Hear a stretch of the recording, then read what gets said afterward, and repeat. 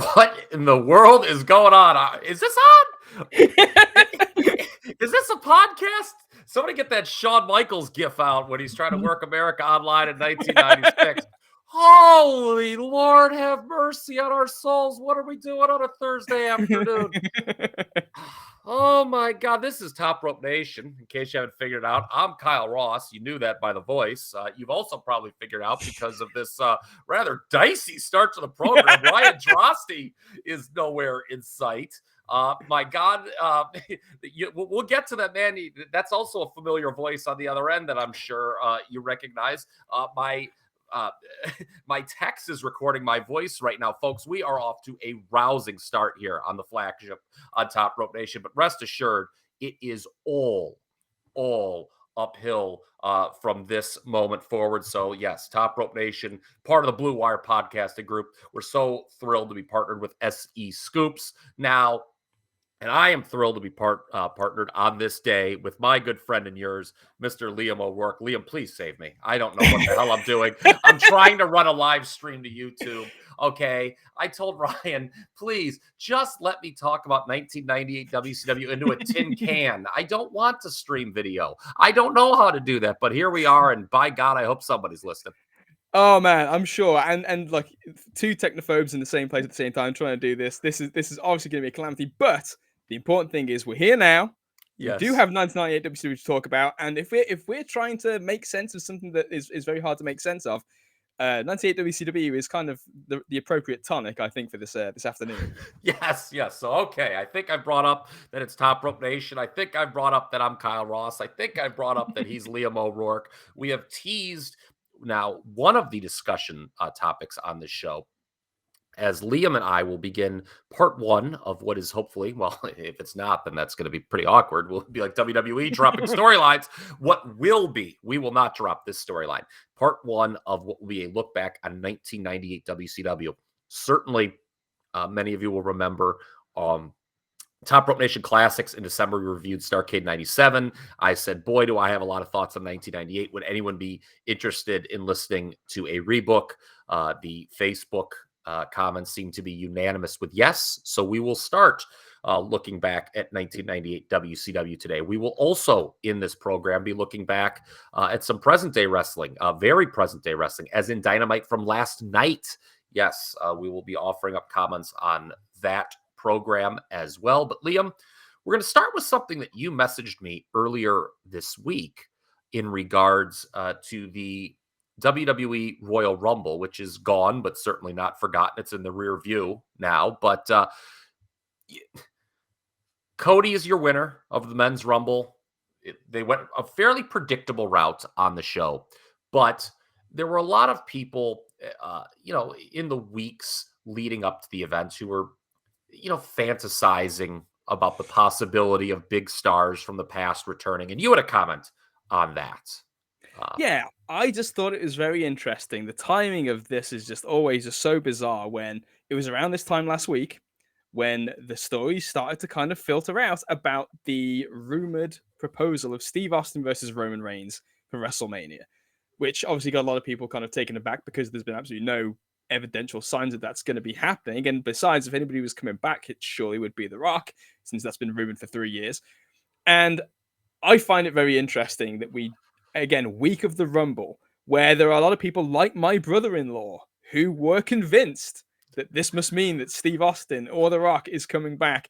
And sure enough, it doesn't happen. And it's just, there's too many of these coincidences for me. As it turns out, I think it was Monday. Was it Monday afternoon or Tuesday afternoon when Meltz reported the story that oh yeah, actually it's not going to happen at all. Austin's not going to be wrestling anybody at WrestleMania by the look of it. And it's how did a story like that, the week of the show, get that much traction? Again, the timing of these things, we've talked ad nauseum, Kyle, about my little conspiracy theories for the timing of when these stories break, the intentions behind the story, and what they're really trying to accomplish. And I think this is yet another example of they just wanted the eyes on the show. I think that in the same way that they've been dangling this golden carrot of The Rock for 3 years, it will definitely happen this year. WrestleMania's in Hollywood. Doesn't happen. And I just think that they just kind of wing it, man. they just say it's going to happen. They know it won't. they'll do it if the chance is there to do it, but they would anyway. But these stories, the timing of these stories being leaked, it's just something that's been very noticeable in the last 18 months to 2 years, really ever since the CM Punk debut in AEW, where it's like they figured out, you know what, we don't have to be the ones to leak these ideas, but it will feed upon itself, and we have plausible deniability. So I do think there is an element of misinformation, obviously, in the wrestling media, and to be kind of playing that for its own ends. Two things. One, I'm very proud of myself because I ran the ticker there on the show there for a moment. You saw all of our lovely patrons' names go across the screen. I saw Liam O among those. We always thank you for your patronage and everyone else for their patronage. So I'm very pleased that I did that. But back to the topic at hand here. This is what I texted back to you about what you said. Like, oh, isn't it weird that like, there was these rumors of Austin before the Rumble, and then the Rumble goes, comes and goes, and then the Austin rumor's completely dead. I said to you that WWE could float a rumor that we're going to heat Baron Corbin back up. And their fan base would like laugh. They'd be like, yeah, that's a pretty freaking good idea. Some would. Some people will love it, Uncle Howdy. Yeah. At the Royal Rumble. So this to me, look, it's not, we're in a different world now. It's not like when those stories kind of manifest, it's not like it's leading to increased pay-per-view buys, right? It's not like what they did at SummerSlam 2005 with the Bret Hart rumors, where they kind of led you to believe on their television that he might show up in the Hulk Hogan Shawn Michaels match, and of course did not.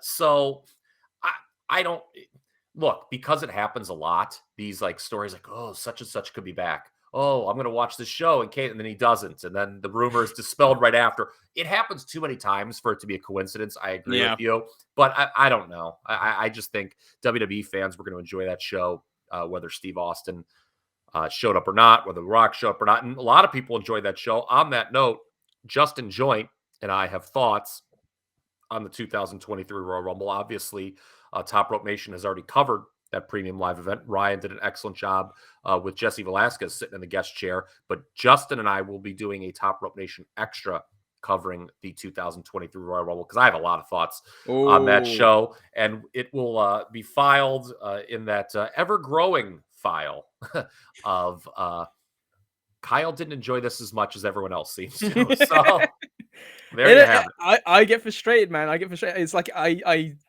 look. This isn't the time and the place for this rant, but it is frustrating sometimes when you just wonder what in the world people see sometimes. And maybe we're wrong. Maybe we're the ones who are wrong. Yeah, well, speaking of modern wrestling and a show that a lot of people seem to like, okay, and I was feverishly trying to comprehend it as I grasped rudimentary technology here for the program. AEW Dynamite from last night. Your thoughts on that show? It seems to be getting very strong reviews. Obviously, there were 3 great matches on the program. Your take? Yeah, 3 great matches and 3 very different matches, which I like. I like variety. And I think that one of the things that's come to become quite clear in AEW is that there's been an uptick in the consistency of the quality of the shows since the new year started, which is great. There is a balance that I think they're still looking to find when it comes to the focus. I mean, there was a lot of wrestling on the show yesterday. Like long matches, and because of the variety of it, it kind of worked. But I do think that as we gear up towards Revolution, particularly, we got like 3 or 4 shows left before we get to the pay-per-view. I feel like that the balance will shift, where there's a bit more leaning into story than there is on matches, which will be a more natural, harmonious balance, and I think make for a better show. Because I love the stuff that they did last night, but I think that there might be an opportunity to get a little bit more story in there. And that's not necessarily a criticism in a bad way. It's just that, like, when you have a show with, I mean, there's like I say, 3 matches that were really pretty long and really good, and I'm not complaining about it at all. I would take that show every week. I thought it was great, but I know that for the audience that they really need to capture, I think they kind of need to lead a little. We've talked about this before. Is there too much wrestling on wrestling? And sometimes there may be a little bit too much in that kind of respect. And again, I think they find the balance, but the show's still super enjoyable. So I'm not going to complain about that. Well, your boy Eric Bischoff here, if I could unblock him for a second, okay. He had a tweet comparing talking about, it seems that WWE has gained momentum. What did he say here? Let me look at this. It was like, it was just like WWE, people were like, why is the, because remember there were, who was it? Like Raj Giri tweeted, it's like, why does it seem like the gap between WWE and AEW is growing? And Bischoff commented, better storytelling, plain and simple.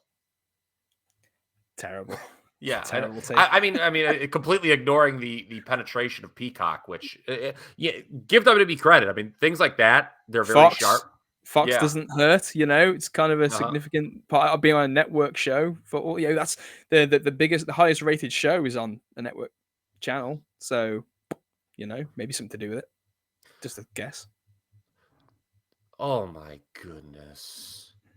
Oh no. No! I'm not reading the tweets from Bischoff. They're so bad. They're just so bad. Oh no. Disciplined storytelling is what he credited for the WWE. Disciplined storytelling. But all right, we had a point in all that. Okay, let's go back to AEW here. So, I've made this point before in the past, and I want to know if you agree with me. I think there's how many more Dynamites before the pay-per-view? We decided there's 1, 2, 3, 4. I think now. So, yeah. Do they, should they,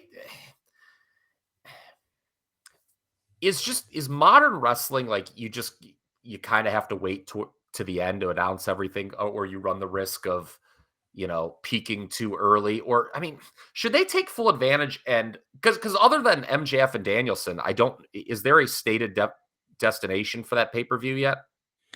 I mean, the idea of MJF and Danielson in the Iron Man match has been floated for a while, but anything else on the card is completely up in the air. And they do that every time, despite having, just doing the 4 pay-per-views every year. And I remember when this promotion started, I've said this so many times, my dream was they would announce main events early, hype them to death, old school, and they just don't do it. They do the opposite. They almost wait till the very end to even make the main event official, which we saw with All Out last year. I want to ask you this question with AEW. When you have the right world, because you mentioned how it seems to be here in 2023, there seems to be an uptick. It's improved a little bit. When you have the correct world champion when the guy holding your world title is the guy that everyone thinks should hold it, do you feel there's just sort of a natural trickle down effect in the promotion where there's sort of less complaining about the booking from fans? Because again, let's be fair, with WWE, no one complains really I don't think you should complain who the world champion is, right? Everyone's sort of like, all right, the promotion's built around Roman and whatever. And now AEW has MJF. Everyone is accepting of him in that world title role. He's the guy who should be the world champion. Is he the stabilizing force that they needed? He is among the stabilizing forces that I think they needed. And I think that the key with him is that I actually think there could be more focus on him in this role, and it would help. Because I do agree, there is there's very much a feeling to me that because look at Roman. Roman's the textbook example you just mentioned, and it's true. All those years when Roman was struggling and the promotion was struggling because they're flipping from. A lot of it was the fact that they just did not commit to Roman the way that they really should have committed to Roman. They did, we joke. I remember we did a show. It was like the Rumble 2017, I think we were talking about at the time, where Roman loses in the opener to Kevin Owens, and then he enters the Rumble at number 30 and loses again by getting just beaten by Orton and just chucked out. And he's the top babyface, and they're wondering why he's booed. And it's like, if he's the guy, go with him hard all the way, and don't give us a reason to think that the person that we're supposed to be caring about is actually not really worth caring about. Because it was obviously all about Roman, but they just didn't want to commit to it because they were too afraid of the backlash. But then you're in this halfway house where no one gets what they want. Whereas if you have, this is a great case. Mox, who was great in his role, but always felt like a stopgap champion. Yes. Last year. I was going to bring that up. Yeah. And it's like, look, he was great in the role, but everybody knew he was not the right guy really for this time in the company's trajectory. It was supposed to be Punk to get to Max, and it didn't really feel natural anymore. This feels more natural. I do think that the focus on MJF has helped. More focus on him, I think, would help even more. And then obviously everything else falls around it. Because ultimately, and this is what again one of the lessons of WWE, Eric, is when it comes to storytelling, there isn't a story worth a fuck on in this company outside of Roman Reigns and the Bloodline and what's going on with Paul Heyman masterminding this whole thing. So if the top angle is strong, and Austin and Vince proved this too with an undercard full of Godwins and headbangers and DOA, if the thing on top is the right thing, the rest of it can fall into place a lot easier. Yes. So you took the words out of my mouth, because I was going to say, it was early last summer when Punk got hurt and there was that kind of bizarre build to Forbidden Door. It was very uneven, very messy. And then all the way to All Out, people were second guessing stuff like, beating Punk here in Cleveland the way they did. Did that make sense? And I just look back at that time, the time period between Punk getting hurt after the Double or Nothing show in Vegas and MJF winning the title in November. I think a lot of the, what's the word I'm looking for here? Sort of the unrest from fans towards the booking was because there was so much uncertainty surrounding the world title. Whereas before, AEW didn't have that. Everyone was very accepting of whomever the world champion was, when it was Omega. Page started to get a little bit of backlash because, he gets it. And then, you had all those shiny new toys who were kind of, outshining him at the time. Yeah. But now I think there isn't a person that watches the program that thinks MJF shouldn't be the world champion. So I think that is such a vital part to the show to have the right world champion. Of course. Having said that, though, the flip side, just to detour very quickly, is that the lack of somebody else seeming like they're a viable candidate is part of this too. I don't feel like that many people are going crazy with the idea of Danielson as champion, which I'll be interested. And I'll be interested to see what the buy rate is for this pay-per-view, because I don't sense people really want the babyface to beat the heel, truly. And that is a bit of a tough dynamic to overcome as well. But then again, this is the Roman dynamic, so who knows? Yeah, I mean, it almost feels like, it's so funny because we talked about all the problems, or you laid it out with Roman, and then they turn him heel and book him exactly how he should have been booked as a babyface. As a babyface, and it works. Imagine that. Yeah. But you're right, actually. I don't think a lot of people buy Danielson as beating MJF. I don't think he should beat MJF. No. Here's something to think about. And Danielson's so selfless, right? Imagine if he'd been booked better last year. This match would be better. Yeah. Here's one of those things with AEW. Okay. They do some stuff and you're watching it in the moment. Seems kind of cool. WWE is just as guilty of this as well. But I'm going to elevate Danielson. I mean, I don't know. You look at where Garcia is. You look at where he should be relative to the pack. I mean, why do that? Yeah, it was a nice idea, but again, it's all, as we've said before, it's all about what's next and what's in the follow-up. And if Danielson's going to be, if Daniel Garcia is going to be here before and after, and Danielson's going to be up here before and after, there's no point to doing it. Do it on Dark. If he wants to wrestle Garcia, have him do it on Dark. I feel there's a lot of niche, especially in 2022. There were a lot of niche ideas that were making their way to Dynamite that should have just actually been resigned to Dark if they wanted to do that stuff. Which is what I think Dark is for, not these squash matches where nobody's improving. Yeah, experimental stuff. Try stuff out. Try new acts. I mean, they tried with the Trustbusters and stuff like that on Dark, and then it didn't translate that well at all.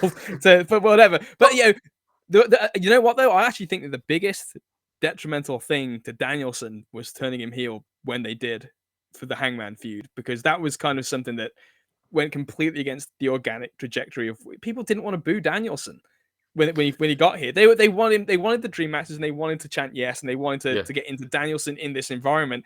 And then when they turned him heel, which was because Moxley went into rehab and they needed an opponent for Hangman, for what you brought Danielson in for, which was to take the presumably in theory take some of that WWE audience and bring them over, because Daniel Bryan is here now and he's looking like the hottest wrestler in the world and he's awesome, and you take a bit of that away and you tell fans not to cheer for him. I think Danielson's marketability in AEW has never been the same since they did that, frankly. Yeah, I mean, they beat him pretty quick, and then they just and you look back, like, what did he do? And being like one guy in a group too. I know that people love the Blackpool Combat Club. I'm actually not the biggest fan of it, to be honest. In retrospect, Yeah. it's like I like all of the people individually, but as a unit, I don't really know. It's like you're waiting for the part where you realize, man, these guys together. Now I see the benefit. Now I see what the act brings to the table. And really, it hasn't yet. Well, when they It first hasn't been started, bad either. no, but when they first started, they were like a trios. Remember, they had some of those trios matches where they Hmm. like beat the shit out of the people, and Oh, they were people great. were reacting. But then it didn't really lead to them being in the trios tournament. It was just No. like, we're just going to do this for 2 weeks to put over the group, and then they're all going to kind of go their separate ways. And again, there's reasons for that. But yeah, I mean, MJF and Danielson, I think when you look at what they have right now, um, it's not a bad option. But you brought up an interesting point. With okay, you can the greatest world champion in the world can't be at his max potential if he doesn't have a long list of viable challengers. And beyond Brian Danielson, when you look at this program right now, you look at this promotion, who do you see as guys who can main event opposite MJF in 2023? I think they got their eye on Adam Cole for that. I think they're going to do the comeback still. I think they're going to really lean into the sympathy of Adam Cole. I think that while I like the idea, I don't think they're going to go with Jack Perry. I think they're going to have him and Joe eventually. But Mhm. that interview yesterday was an interesting little precursor of something. But that's another thing where it's just like, it doesn't feel like the momentum's there like it was with Jack. So it doesn't really feel like that's the move to make. And when you look at the big picture and you take a step back, like what baby faces, because they got a shit ton of baby faces on this roster, but I don't know who is peaking right now for this. And it's like Adam Cole, I definitely see them doing that. Hangman, in theory, could. Omega absolutely could. But Yes. I feel like they're either not going to do that because they like to keep their stars separate. Or they will just again put people in the position where it's like, okay, this is the guy who's running with for now, and it can be something like a Hangman where it's not really it's I would say challenge of the month feel, but that's the risk I think they're going to run, is that it's going to kind of by having MJF basically do the reign of terror where you got so many top baby faces. If you actually hold the face and heel dynamic side by side, the depth chart in this company, it's so slanted towards the baby faces. There's so many big baby faces, and they're all going to fail. So Yeah.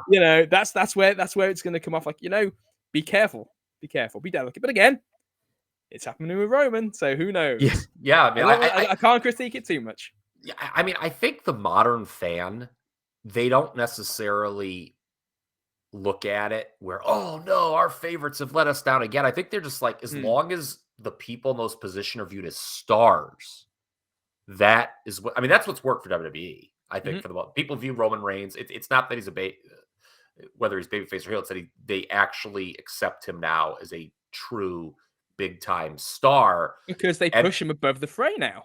yes, They and push him which above is the fray. wait, and we talked, I believe, earlier, a few months ago, you and I talked about how AEW needs to do that. They need to choose a Mm-hmm. few people and push them above the fray, not just make them one segment in the program.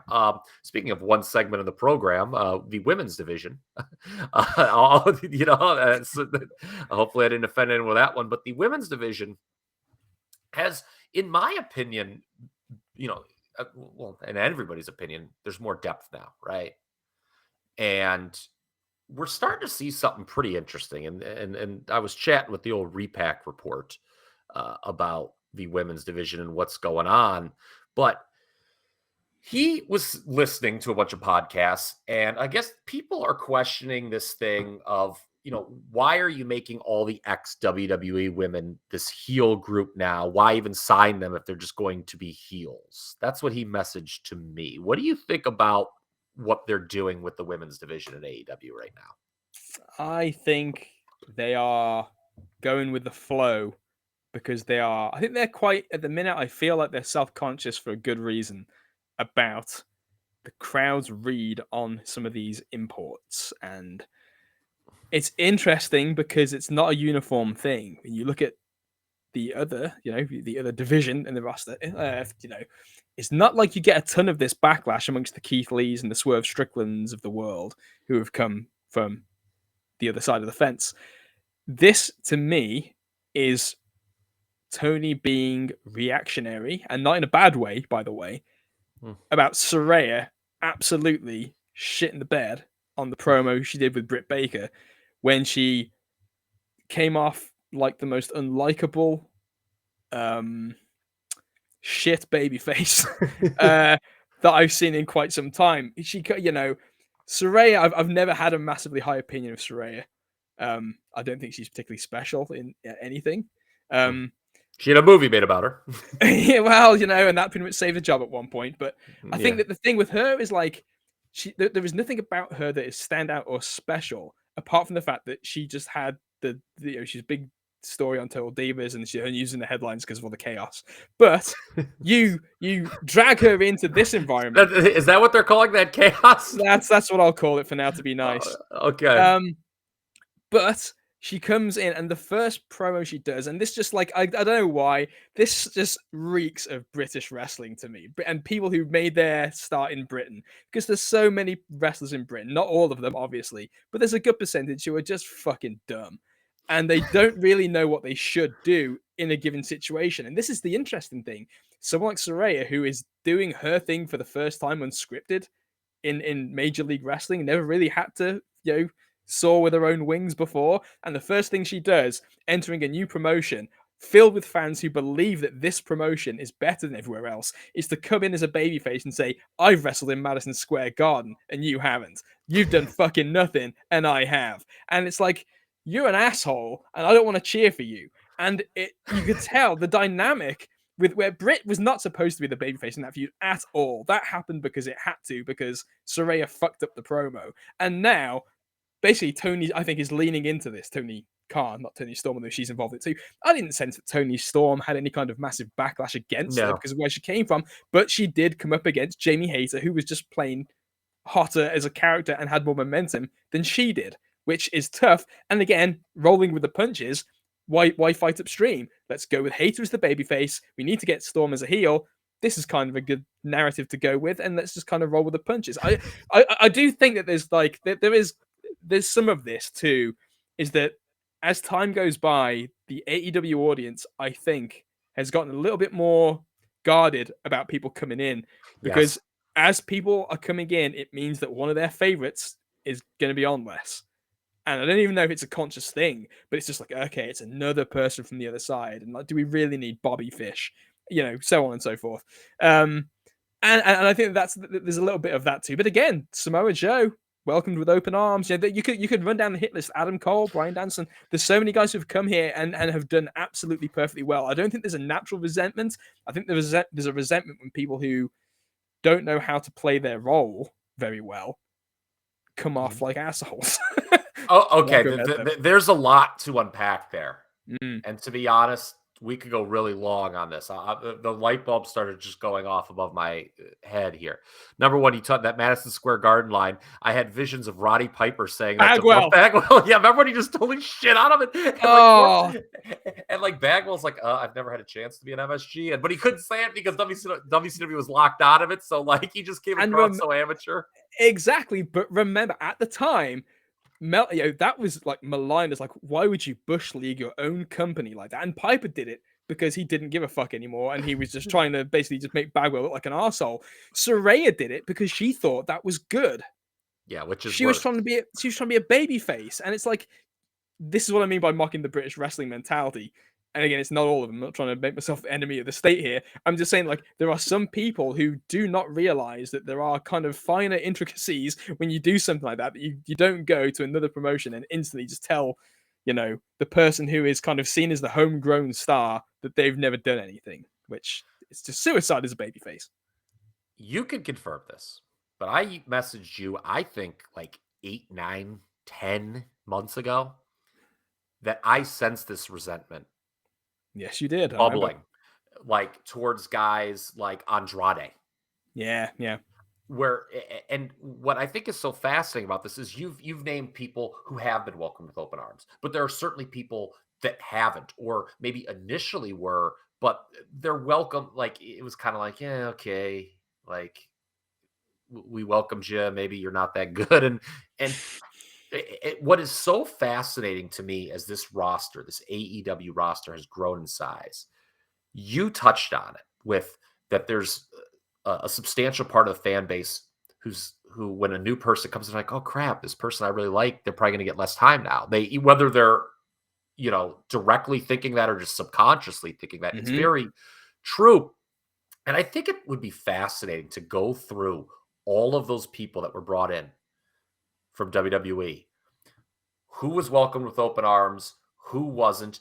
And why do we think that is? Is there Yeah. any common denominators? Because you're right, there are certain people like Danielson, Cole, that were welcomed. Although, do you know what's fascinating? Now that I'm just spitballing this out, do you know where Adam Cole went wrong in AEW? Let's hear it. There's a lot of places. It's when they put him with O'Reilly and Fish, Yeah. and they made Yeah. it. They're like, oh He well, tries here's to do the reheat the old thing, and it made him feel mid card. and they're like, oh, here's the WWE, and people were like, well, wait a minute, okay, we liked Adam Cole, we wanted Adam Cole here, but you're giving us WWE Adam Cole, I wanted him in the elite, like he did on the yeah, first night, which was great. He didn't and need to do it that. was different, Yeah, right? him Like, with a new coat of paint in this environment, this version of Adam Cole. and I wonder if it's sort of like the audience, again, intentional or not, is kind of like there's sort of a respect, obviously, towards guys like Jericho and Moxley who chose to come here, Mm, right? yeah. Danielson chose to come here. CM Punk, when he was part of this program, chose to come here. FDR chose to come here. I wonder if, now that I think of it, the and when you were talking about Soraya's mentality, this is where the gears started turning. And she chose to come too, for that record. But there's instances of people who were just cut by WWE. Yeah. Okay. And they land here in AEW. And this is a big issue for Tony Khan moving forward. And I think he's trying to work through it. Is those people saw themselves, and in some cases they're correct, as I was underpushed in WWE. I deserved a bigger push than I Mhm. got. I never got a fair shake. Remember when all those cuts were taking place? I remember I was talking with Ryan and Justin. Yeah.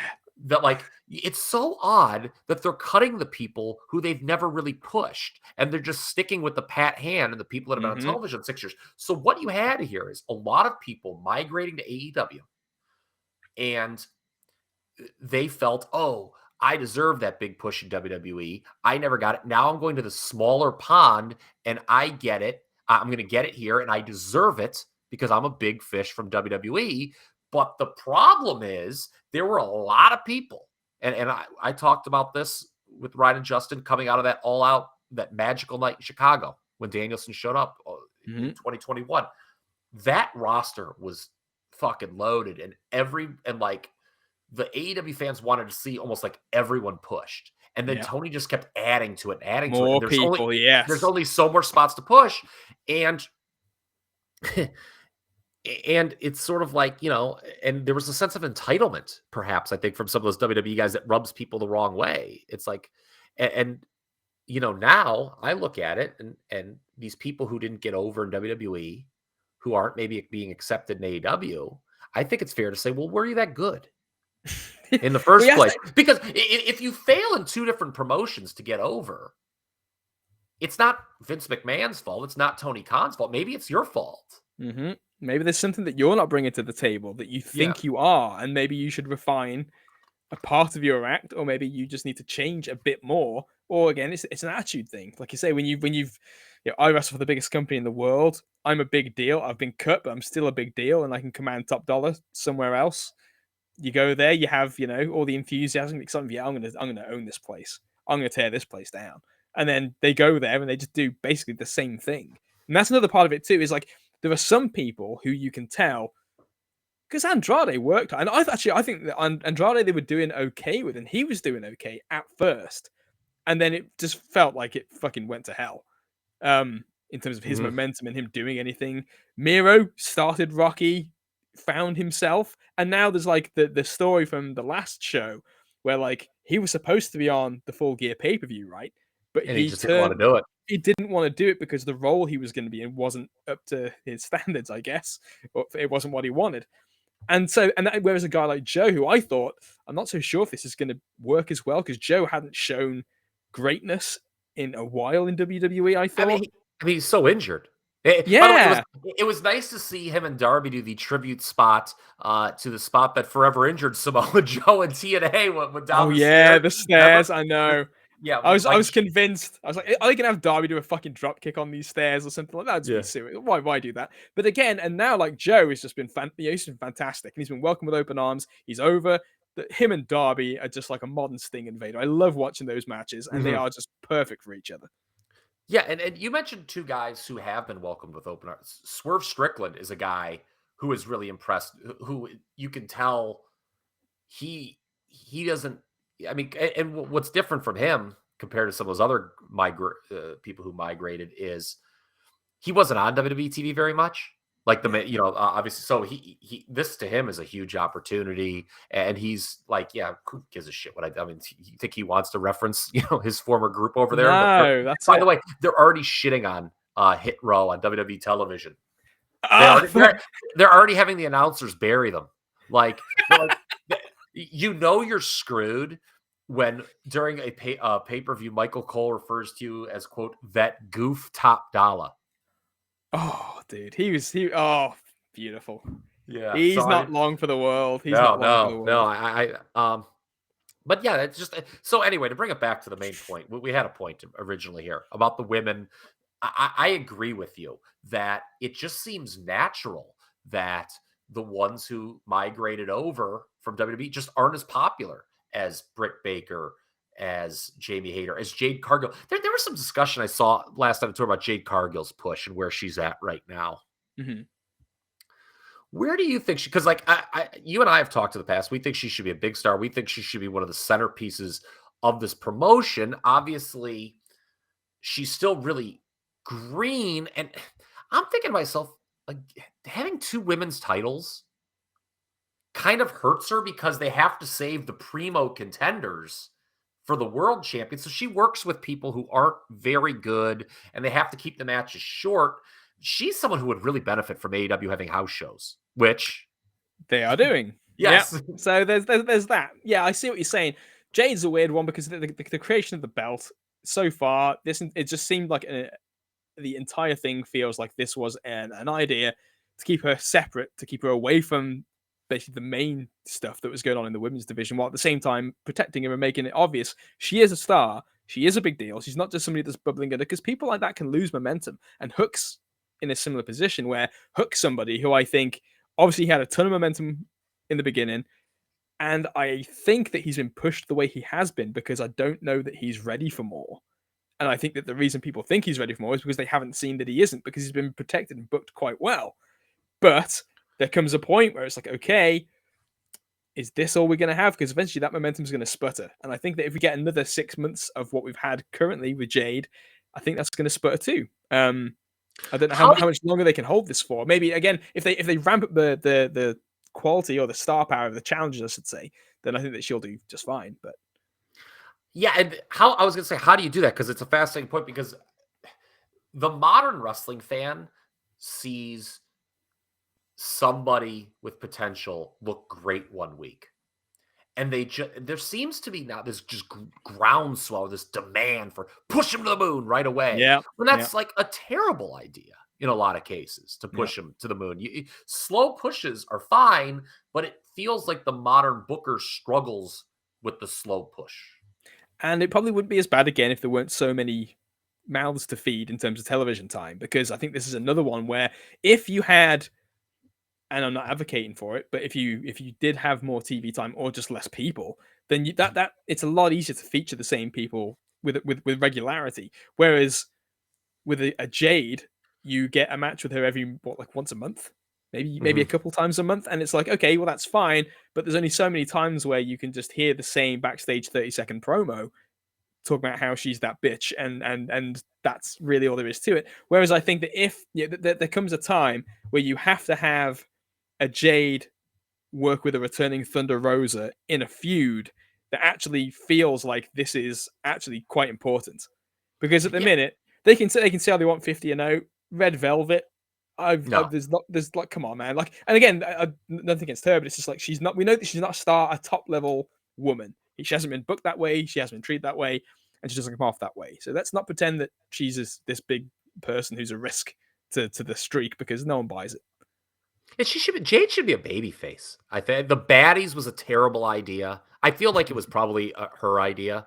Like it was just something and she doesn't. I mean, she's been in the business for like freaking 5 minutes, basically Yeah, compared to some of these people. She's I'll have an entourage.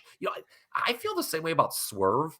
Entourages sound cool, like I'm gonna have an entourage that's gonna make me come across like a bigger like star. more of a star. Yeah, But if your entourage kind of stinks, then they kind of rub off on you.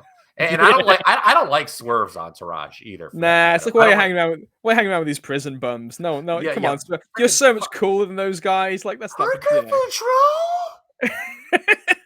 Harland, for God's sake. Yeah. All right. Okay. AEW's production. I want to talk about this. I think this might be the last AEW. No, there's gonna be two. There's gonna be one more. AEW's production. Look, WWE, say what you will about this, they have a lot of money and they come across like a big production. Even if we hate some of their things they do with production, to quote some other podcasters, birds flying out of Matt Riddle's ass. I know Matt's not been around. He's got bigger problems right now. I understand the birds flying out of his ass, if you can believe it. But,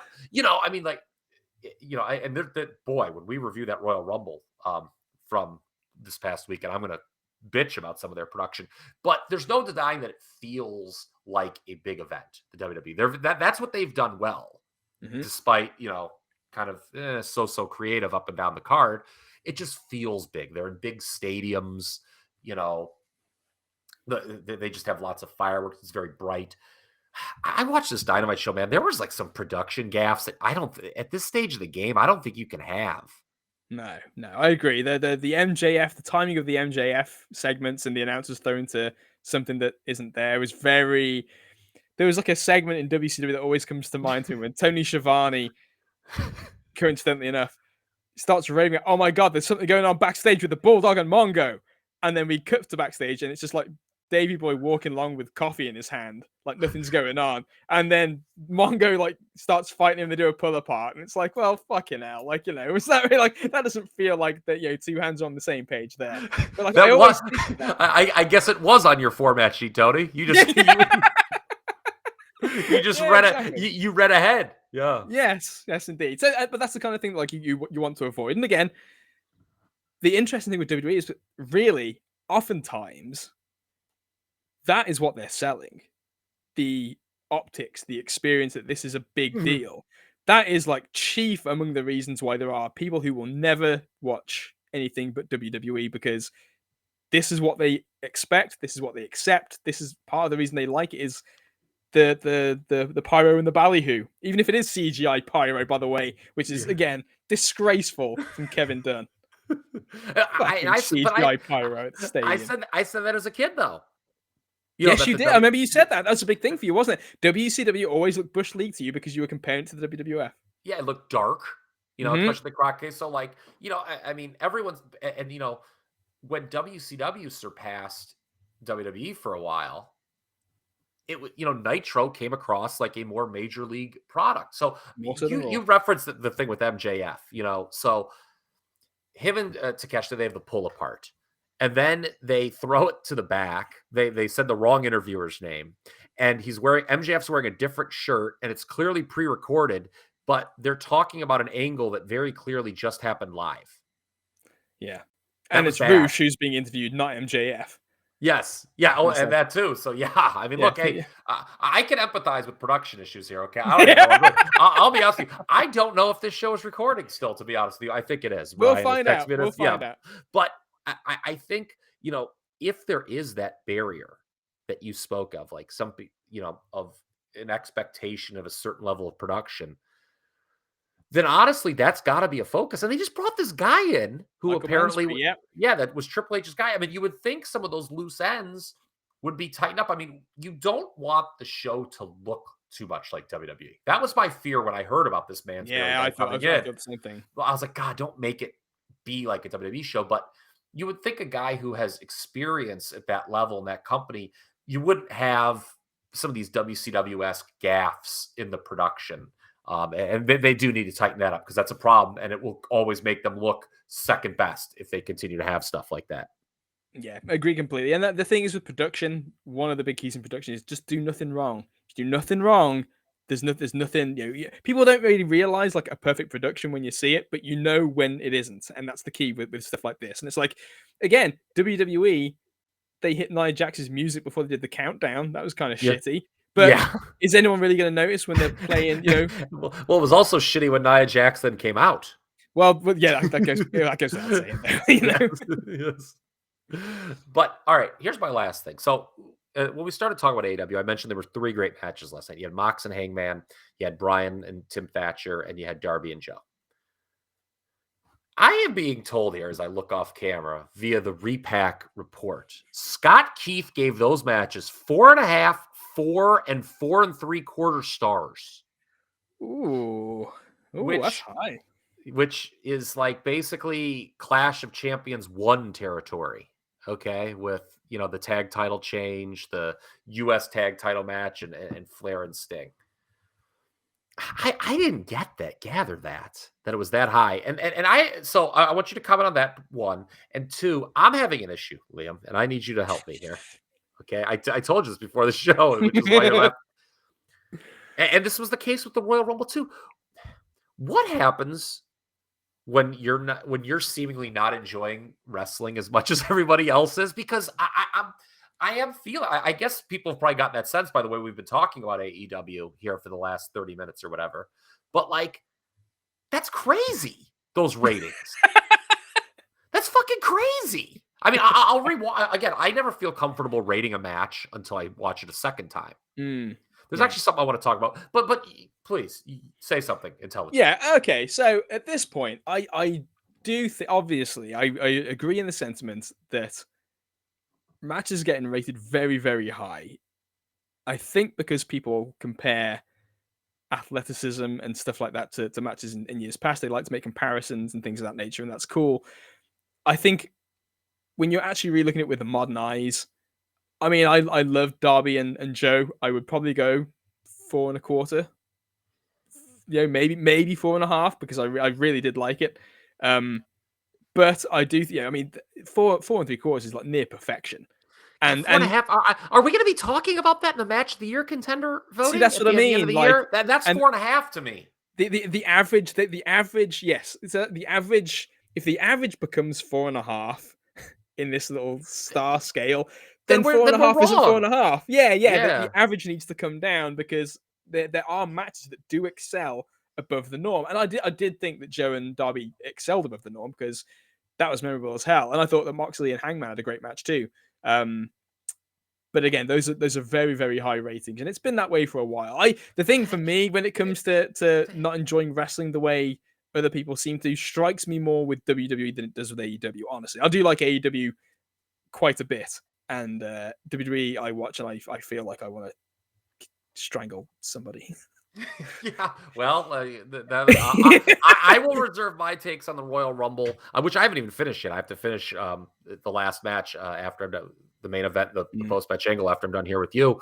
But, yeah, God bless him. We've all learned so much through the years. But, man, when Meltzer started breaking the 5-star scale, that's when I thought this whole thing went to shit. And you know what else is? I don't think it's just athleticism. I think it's people get really wrapped up in the moment at not knowing who's going to win, and they're like on this ride and they just react to it right away. Whereas I wonder if you would, because like I said, I don't feel comfortable rating a match till I've seen it a second time. I wonder what these people would think if they rewatch these matches, because a lot of these matches, what happens is they get 4.5 stars and no one watches it again, no one thinks about it again, and so I'm like, well, how is it a 4.5-star match? Yeah. And there was a very interesting discussion in the Fight Game Media Facebook group, which I'm a part of, okay, about spoilers. And it was unanimous that everyone hated spoilers, tries to avoid spoilers. This is interesting. Okay. I like spoilers. When everyone zigs, Liam, I zag. That's the way you've always been, man. I shouldn't say that I like spoilers, but I certainly don't mind them as much as other people. And I've made this point on the show before. Every great match, I shouldn't say every great match, but about 95% of the great matches that took place in the 1980s and the 1990s, and even, into the 2000s a little bit, I did not watch live.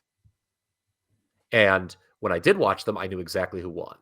Yeah. And I would watch them and I would absolutely appreciate their greatness still, even though I know who won. And that's when I talk about I don't feel comfortable rating matches until I've seen them a second time, because once you know where it's going,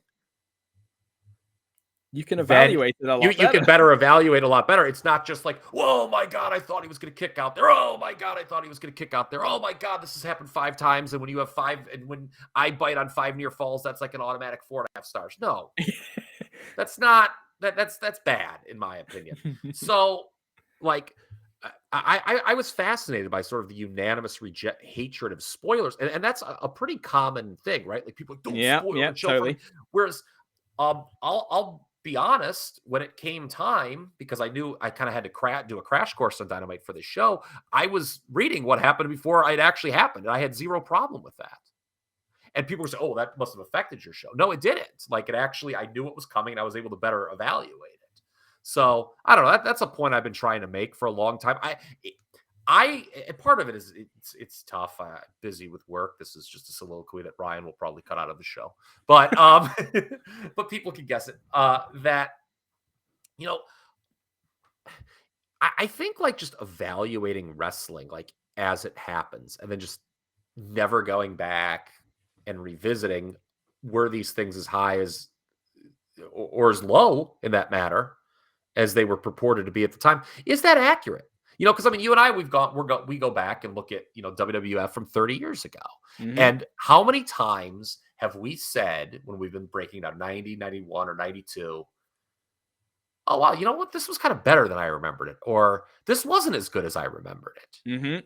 And I think it's like it's fascinating as like me and where I'm at in my wrestling fandom. Like I almost feel like I want to like just cover it in a different way, where it's like, I'm taking into account 3 to 6 month periods rather than just like Darby Allin did this week on Dynamite. Is his stock up or down? It's like that's like so bad. Like I don't, yeah, I love this rant, Kyle. This is yeah, tremendous yeah. stuff. So I just like, and it's tough. People want to hear our reactions in real time, and we try to give them, but I just think there's a broader picture that people don't consider when handing out some of these high ratings. Like, my I God. agree. I agree, and I think it comes down to 2 points that I wanna hit on here.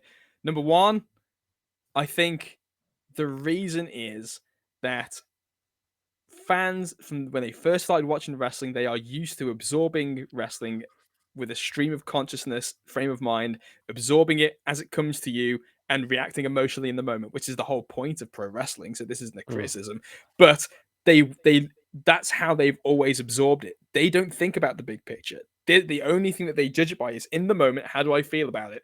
And again, times have changed, times have evolved.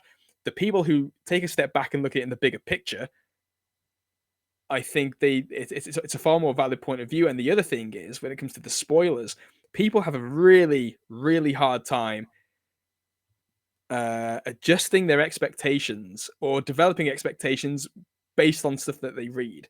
And they find that it hampers their ability to enjoy something or evaluate things in the moment. Like, okay, I'm told this is a great match. So if I go into it like it's a great match and then it disappoints, well, that's not as fun as an experience as if I had watched it stream of consciousness. Whereas it's like, get a grip of what your expectations are, I suppose, and just like it doesn't necessarily have to shape the way you think just because somebody else says that something is good. Well, see here. I need you to do a full on intervention now, okay? Because I'm actually the opposite way. Really? Okay.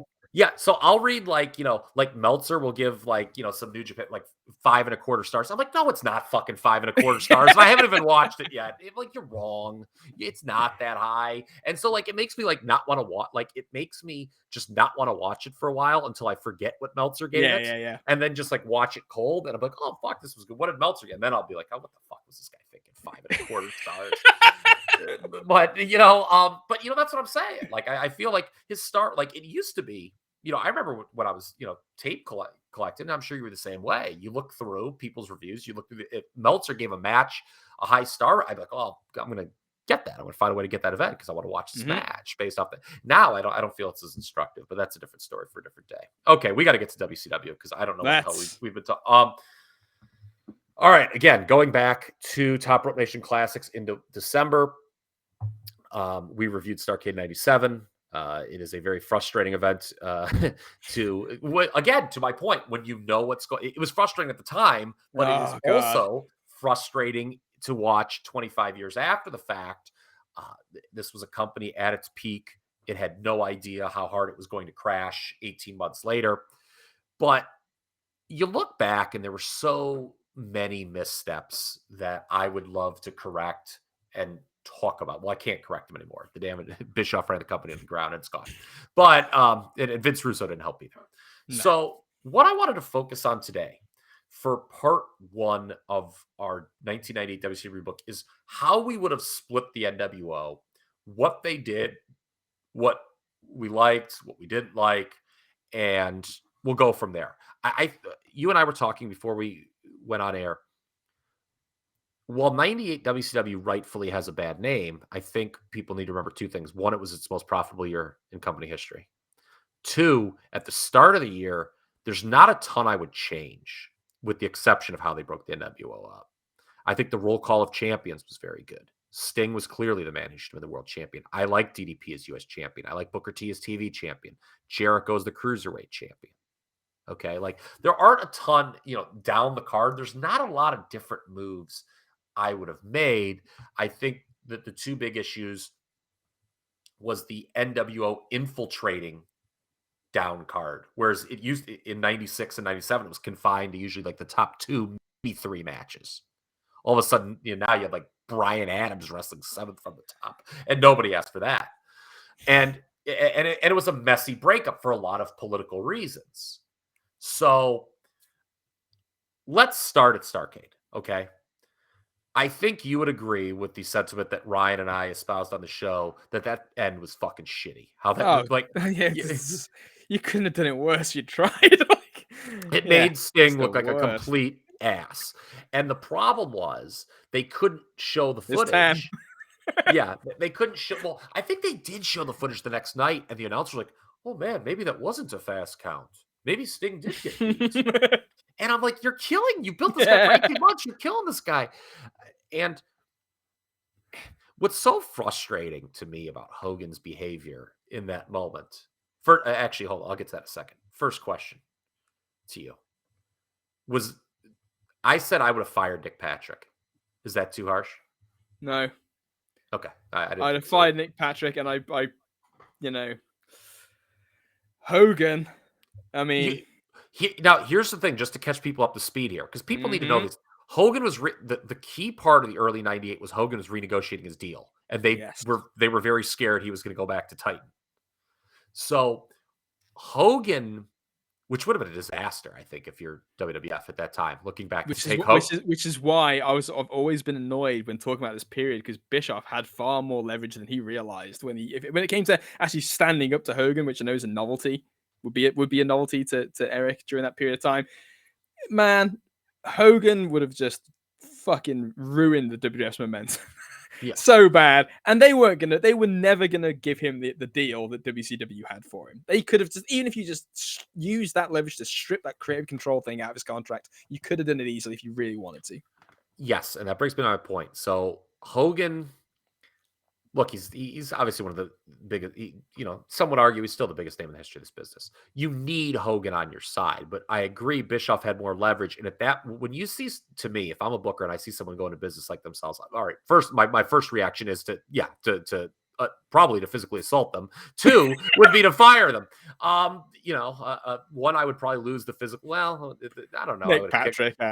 kick him. Well, Nick, but whatever. I would have kicked Hogan in his hip, but or were his hips okay back then? They were never great. They were never great. Okay. Yeah, he was never healthy after what, like 85? Something like that. Yeah, he was Okay. always a bit ropey. Okay. But I would have started to say, all right, I've got to fuck this guy over ultimately back. And I've got, I've got to let the locker room know who's boss. And that's going to come, I'll tease this, much later in 1998. Okay. I think at the early part, you just have to deal with them because you don't. Wrestling fans are always like, oh, get rid of this. I'm sick of this. Well, you have to have something to fill that void. If you're you can't just get rid of top guys and not have people ready to take their place. Now, of Yeah. course, as we're going to come to find, you're going to get Bill Goldberg. And again, teaser, spoiler. I like spoilers. That once I realize what Bill Goldberg can be, I would hitch my wagon completely. And then at that point would hatch my plan to screw over Hulk Hogan in 99. In 99. You will be surprised how much I will give how much I'll play ball with Hogan in 98, I think. Yeah, maybe. I mean, there's definitely room for old Terry. Don't get me wrong. This is not I would not fight Hulk Hogan. I just No. think that you need to taper it in. I will say that by the time we're in June, July, and he's done the job, I obviously think it's going to be different with what you propose, I'm sure. But if in real life, when Goldberg beats Hogan at the Georgia Dome, at that point, I do not think Hogan's got much of a leg to stand on politically anymore. He feels like such old news after that's happened. Yes, And exactly. and Hogan signed his deal right around that time, knowing it himself. So Oh, he waited that late. he waited like 6 months before he fucking signed. Yeah. I thought it was like in March or April. I'll have to go. I'll go back and look. I might be wrong Okay. about this. I have a feeling that it was right around the time when like it's very clear that WWF doesn't really need him at all Okay. anymore. Okay. Well, let's talk about the split of the NWO. Okay. At this point, WCW, they think they're still winning the war. They're coming off their biggest pay-per-view ever. I talked about this on the Starrcade review, and I want to know if you agree with this. I would have had Kevin Nash at Starrcade beat the Giant. That would have been my booking. And then the next night on Nitro, he's in the Triple H role post WrestleMania 14 Raw. He's a winner. Hogan's a loser. And he's like, you drop the ball. And we're going to find, I guess, with Nash booked to win, I guess we're going to find out just how serious that heart issue really was. Perhaps when he's informed of this news, maybe his heart grew 3 sizes that day. I bet it would. I bet it would. So, your thoughts on me booking Nash to beat the Giant at Starrcade, a show which was largely designed to reestablish and failed in many regards to reestablish WCW as the superior entity to the NWO? In every regard, almost. I think even Buff got the Duke on Lex, which just very puzzling results up and down the card on that show. But yeah, I'll qualify this. I would have had no other NWO victories on the card. Just that one. Nash would have. Yeah. Oh, just Nash as the only winner. If you're rebooking from the night of Starrcade, I agree. That's the move to make. Okay. Absolutely and agree. If his heart really was an issue, I guess you just do it. It's sold out, which is what they did. But the problem with what they did, it's sold out, is that they, the power bomb, which like killed the Giant and made Nash more of a heel. I wouldn't have done that. Well, I mean, it kind of made him more of a heel, but at the same time, when he would go for the powerbomb, the place would go fucking ballistic. It's like he's the renegade. He's doing the banned move, and people would pop for the powerbomb. So it's like that's right.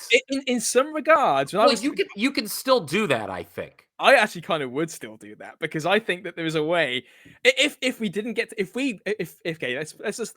I looked at this from a slightly different perspective to yourself, in the sense that I thought, okay, let's say perfect world, the person who gets shit canned after that Starrcade fiasco is the booker for allowing that to happen. Yes. And we are brought in on January 1st, 1998, and we have to kind of clean that up and like make, we've got these are the cards we've been dealt type of thing. If you do that, I would probably lean towards doing a bit of a slower burn towards the breakup. Not massively slower burn, 3 months, but like I would probably still go with that tension early and then just kind of ride it for 3 months until you get to the breakup. But the move to make, and I think we're on the same page here, is Nash would, even if, okay, let's just say that it was exactly the way it went, sold out. Nash still beats the Giant to me, because this is the story. Nash succeeds where and Hogan's failing, and it's the shift towards what's working in the NWO going babyface. And they could have, and they kind of did. I mean, because obviously Hogan loses at Super Bowl. And that's what's so frustrating to me about Hogan is the idea that he had to do that to set up a rematch, like a storyline rematch. Who would have balked at Hogan Sting 2? Like if Hogan did the cleanest fucking job of his career to Sting at Yep. Starrcade. Is anyone gonna be like, oh well, fuck, I don't want to see that, and I don't want to see Hulk Hogan and Sting again? Nah, come It on. was the It's biggest match in company history. yeah, of course it's going to do great a second time, and it would have been fine. But I think that maybe this is one of those things where Hogan used that as like the argument for why we need to do this. You know, we need to throw a little bit of something in You, there. you know what he said? You know what he said, don't you? Let's hear it. Andre, Mania 3. You know he used that. Remember the Joey Varela? Was it a Yeah, 2 or yeah. was it a 3? The only difference was that was executed much better and was clear to the audience that it was not a 3, even though, Bobby Heenan and Andre and Jesse Jesse and Ventura yeah. would sell, oh, I think that might have been a 3. But like, even as a 7-year-old kid, I'm like, what are these fuckers talking about? What's going on?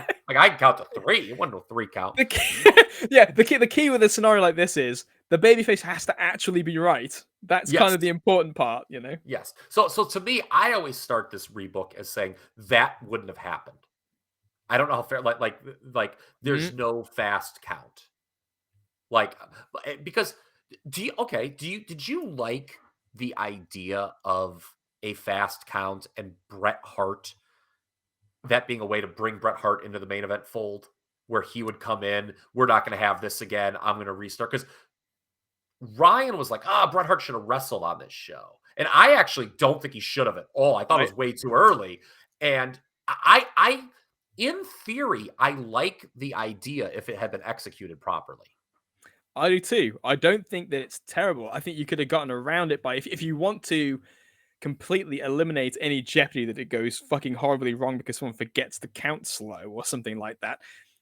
You could have even had a ref bump and just had Brett be the second ref because he'd been qualified to be a referee earlier in the night. You could have gotten around it without having to even risk Sting looking bad with the fast count. And again, the way the match was laid out with Hogan just beating him up the whole time and then pinning him also didn't help. But you could have gotten around it so many different ways, and that's the frustrating part. Is it's actually very easy to do, and yeah. But in theory, the idea of the fast count, Brett is the person who's been wrong to kind of tap into that. Yeah, that could have worked. It could have Okay. worked.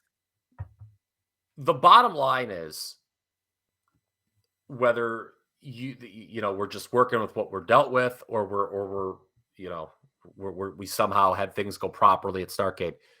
Do you agree that Hogan Sting a rematch at Super Bowl was the correct direction? Like you obvious. Oh, I actually oh wow. would sacrifice that. And when I was doing my rebook, I actually didn't put a Hogan Sting rematch in because I think I would do that. Wow. I think I would do that later. I would wait a little bit of time. Okay, well so let's start talking about some things they actually did that I liked. Okay, so Scott Hall had won World War III. Yeah, which was weird. Everyone thought Nash was going to win it, and they thought it was like a swerve, like Scott Hall winning it. And winning World War III entitled you to a title shot at Super Bowl. And they did this angle, it sold out because Hogan was demanding his rematch. There was this, was it a fast count? Wasn't? They had Sting up there. And the decision was made, well, Hogan is going to get his rematch in place of Scott Hall getting his scheduled time. And Scott Hall was bumped back. And Hall walked out kind of disgusted with it. I thought that was a great way to build tension. I thought that was one of the few times they did an excellent job at building tension between kind of the two factions. And that's why, to me, I think Hogan and Sting as a rematch at Super Bowl works because it is a natural way to build tension. It's like Hogan's putting himself above. It's like, oh, well, Scott Hall, sorry, you have to step aside because I'm Hulk Hogan and I get the shot. And it causes a natural resentment between the Hall and Nash and the Hogan sides. Yeah, I agree. I absolutely would weaponize that too. I think that when I was kind of weighing it up, I think the same way. I just reversed it, where Hogan wants Hall to give up his match, and Hall does not, because Hogan dropped the ball, and the Wolfpack's going to pick it up, and tie it in as part of that story with Nash. So I would do the same thing, but just I would reverse it so that Hall wasn't, It's interesting because, to your point, you run the risk if you're delaying Hall that Hall's the babyface by the time he wrestles Sting. Yeah, which I wouldn't want. Yeah, which you would. Yeah, absolutely, you wouldn't want. You want Hall to be early in the process enough that you know that there's tension, but not so far along that like you like him, yeah, or the audience is starting to like him. you don't want to that you do not want to split the Sting focus, at least for a while. Okay. Something I think we agree on here, and this will probably be the most positive breakdown, at least for me, on Kevin Nash in his entire career. All right, I've already booked him to beat the Giants at Starrcade, or at the very least sold out. Kevin Nash should have gotten Randy Savage's spot at the start of the year. So that, like, and there's a reason that didn't happen. You can go into it. We can go into it, whatever, later. But uh, that should have been the catalyst feud for the split of the groups, with Nash going off to lead the Wolfpack, which he kind of did anyway, but it was so messy the way they did it. And it was done in a way to make him look so second fiddle. You know, after Savage had been made to look second fiddle, they were just a second fiddle group. Whereas to me, it needed to be them. You know, again, this is something we was talked about with the Sami Zayn turn on Roman Reigns. You never want a heel to turn babyface because other heels turn on him. Yeah, that's a bad look.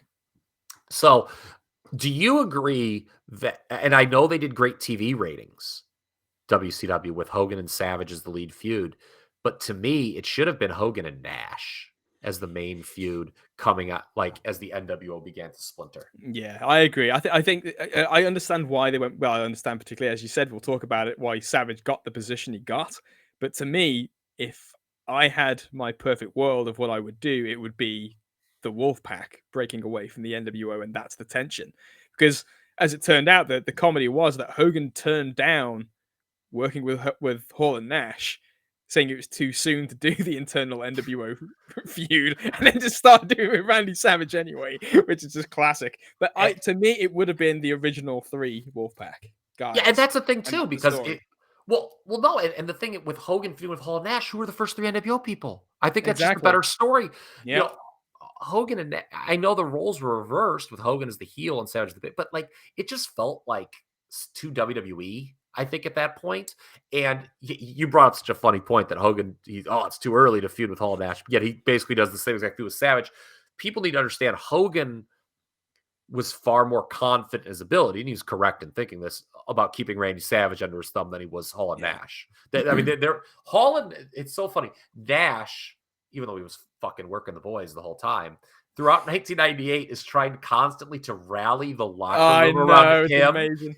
He's like, oh, I'm the guy who you guys need to throw your support behind, and I'm the guy who can sort of oust Hulk Hogan for power, and you know, the Benoits, the Jerichos, the Guerreros. They bought it. You guys will all get a push if you throw your support behind me. And Hogan actively behind the scenes was undercutting Nash at the start of the year. Yeah. And that's why Waltman got fired. Yes, it is. Because and what a mistake. You talk about something I would not have done. Firing oh Sean my Waltman. God. People do not understand what a big mistake that was because he walks into WWF the night after WrestleMania when they needed him the most. Shawn Michaels is out of the picture. They needed a new DX, and he just walks right into an incredible situation. Imagine if they didn't have Sean Waltman. Like, Triple H cuts his promo, but like Triple H's part of that promo sort of sucked. There's no meat. Triple H at this point is only over because he's Shawn Michaels' shadow. Yeah. And he's doing his part, and he's trying, as he always did, very, very much a try hard during that period. But it's the fact that Waltman, fresh off being an actual one of the cool members of the NWO, waltzes into the new thing, DX, and it's like, okay, so on this extremely surreal Raw, which feels like a new version of pro wrestling because everything's different, everything's changed, everything's weird. The guy from the NWO is now here, ripping the shit out of how uncool Hogan and Bischoff are at a time when everybody's kind of come to that conclusion themselves naturally anyway. Yes. And it's just like, why on earth you would not keep just the optics of the guy going over there at a time when the company's heating up anyway. It just, and a younger guy too, a guy who had credibility but was still youthful. That didn't help at all. And I certainly, Kyle, would not have fired Sean Waltman to give Brian Adams $250,000 fucking dollars for nothing. No, although, I didn't mind bringing Brian Adams in with the whole thing with like, oh, I quit WWF for you, Brett. That was not a terrible I was storyline. I mean, only for now, the turn heel immediately afterwards, though. yeah, well, now $250,000 is a lot to do one job, and I would have immediately been looking to get my way out of that contract. I would have been calling Clarence Mason perhaps to plant some more contraband in Crush's bag, but that's okay. Um, so everyone always talked about like, although it was not apples to apples, like DX, the original DX, they were kind of like WWF was kind of copying the NWO, right? Having this Yeah, cool yeah. renegade heel group. They blew by firing Waltman and not going immediately to the Wolf Pack. Like I think what is our concurrent vision for what the Yeah, Wolf yeah. Pack should have been. WCW blew an opportunity to do the babyface version of DX before WWF had its Yes, version, because like exactly. basically the Wolf Pack came off as an older, less cool version of babyface DX when the Wolf Pack finally formed and was a thing, when they had Yeah. the Oh, yeah. music. So to me, Lex Luger in his jeans. Yeah. yeah, but if you don't let go of Waltman, first, okay, the Wolf Pack to me should have been Hall, Nash, Waltman, Conan, because he had catchphrase. I know. I mean, there are people I know. Chad hates Conan, but Yeah. Conan had catchphrase. He had catchphrases like the Road Dog had catchphrases, and people liked repeating it, saying "bout it," and whatever. And Bagwell. That would have been my five, and that's it. Those are the guys who would have splintered off. And I could talk about how we would have got there in each. I Mhm. mean, Conan would I think just naturally just gone with the other guys.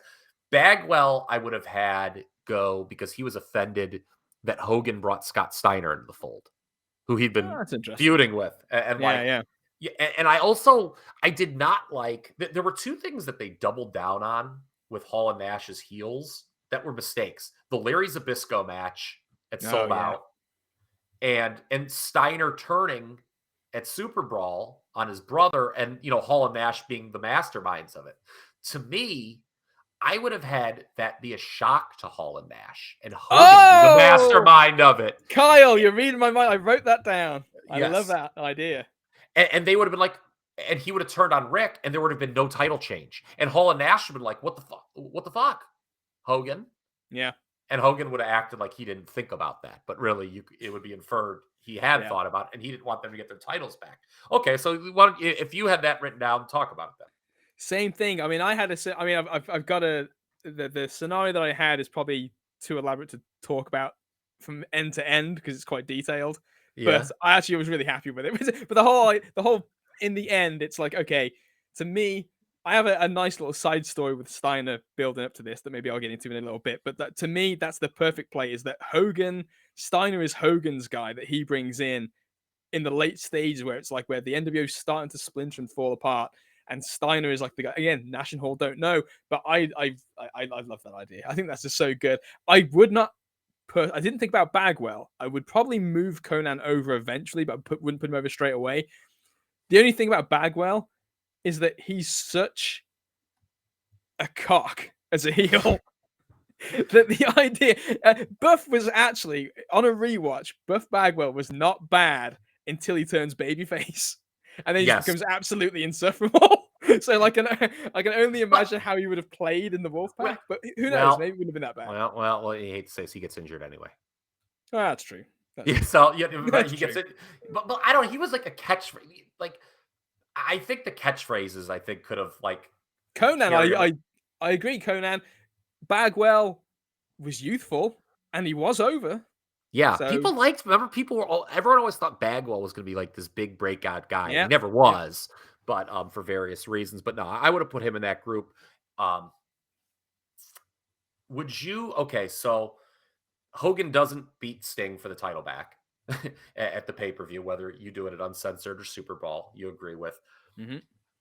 Here's what Sold Out is not going to have that, which did a great number with just Bret Hart's first match, which is why I think it was not a mistake to not have Bret Hart wrestle at Starrcade. No, I think I agree having with that. Bret Hart headline that January pay-per-view is what drew that number, and he was able to stand out in a main event position.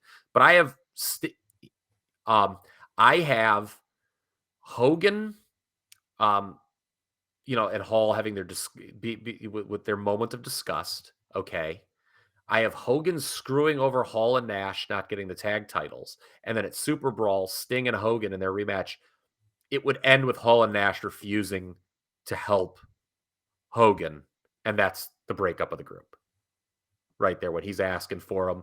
Kind of like what they did with Ron Simmons and Rocky at WrestleMania. They run Mm-hmm. down. Yeah, and he just And but stops and turns around. yeah, but they don't help. Hogan can be in the Scorpion Deathlock or whatever. They run down, they look at him, and they say, "No, we're out of here," and they leave. Yeah. Again, that would have been before WrestleMania. Yeah. So WWF, if they would have done this, it would have come across as a It would have come copycat. off like a copy, and you wouldn't have had Waltman. Yeah, and it's not like I'm thinking. It's not like that's like a hard thing to think. It's like, oh, you're just copying. You're cheating because you know what WWF did, and you're just giving WCW angle first. Is that really that hard of a thing to think of? Like Not only is that not hard to think of, it's what they were probably going to do until Hogan said no. So, yes, yeah, because that's sort of like, wasn't it like Savage didn't help him? I can't remember Super Brawl, the finish of that yeah, match. which led to the bizarre cage match with Hogan and Savage, where Sting comes in and then Savage inexplicably attacks Sting. Yeah, which was terrible. Which was awful. So yeah, I would have done Hogan versus Nash then for the first ever NWO versus NWO match in the cage and uncensored, and I'm probably going to let it go to an unfinished because there's, again, I am, to me, that's not the hill I want to die on. There are hills that I want to die on later in the year, and I feel more strongly about. But that's what that's where I would build. So by March, the big difference is for me, the NWO was already split, and it's Nash in the Savage role, where you would have done Hogan and Nash and uncensored in a cage. Yeah. That's I like I mean, granted, it's hard for it to have been executed worse than it was. I think that if they'd have done that, it would have been fabulous. I think that was the way to go anyway. Hall and Nash breaking away. I like the fact that they're the ones to get to do the big fuck you to Hogan and not the other way around. But yes, I think in the scenario that I kind of conjured up with, I think I ended up getting to like Hogan and Savage versus Nash and Hall in the tag by like April. And then I'm building to the singles match with Hogan and Nash for, I think, May. So the destination is ultimately the same, which is Hogan and Nash in a cage, and we'll see what happens depending on where we want to go from there. Okay, and I think we're going to leave it there because we have gone. I believe we believe we've gone a long time here, so we're going to stop, and then we're going to pick this up in part 2, where we can maybe start talking about how we would have started booking the spring, because my departure, I start having more of a departure at that moment. And we also need to talk about the other big booking misstep of the early part of 1998 for WCW, which was Bret Hart.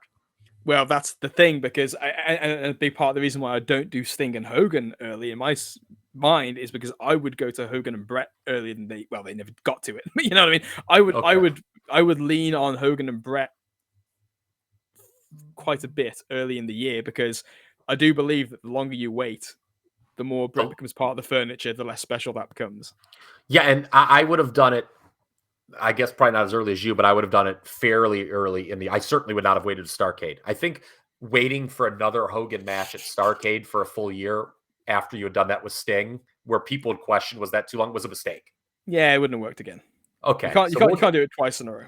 We'll get to that. I think we've put enough meat on this bone here for people to select. Hopefully, we've said some things that have caused the gears to start turning the listeners' heads. Hopefully, this show recorded. Otherwise, boy, what a waste of time this 90 minutes was, huh? But look, man, is there anything else you'd like to say to the fine people? No, I mean, there's so much that you could do with 98. I think that we're both of the opinion, broadly speaking, that, like you said, we talked off air, there's a lot in the company that was not bad in the first part of 1998 elsewhere. The thing that really does need a rejig is the top and the execution of the top angle. And it's funny because, man, you got a lot of masters to serve. Because when you look at the roster and you look at, like, when you just weigh it up side by side, just as a parting thought for people who want to play with this themselves in their own minds, you got like the NWO depth chart, or the heel depth chart really, is like Hogan, Savage, Hall, Nash, Hennig, and then Headache? 6. I know, but he's seriously they pushed him huge, didn't they? In He was the 96, US 97. champion, yeah. US champ, third, him and DDP. So but the face side is Sting, newly arrived Bret Hart, Ric Flair, the Giant Lex Luger, the Steiner brothers, DDP, and you got a lot, and Benoit and Malenko underneath, and there's a lot to try and play with. And if you move 3 of those guys, Hall, Nash, and Waltman, in my scenario, and obviously you're going to move Conan and Bagwell as well over to the other side, you're left with Hogan, Savage, Hennig, and Steiner if you turn him against this litany of fucking baby faces. It, It is difficult to balance them all out.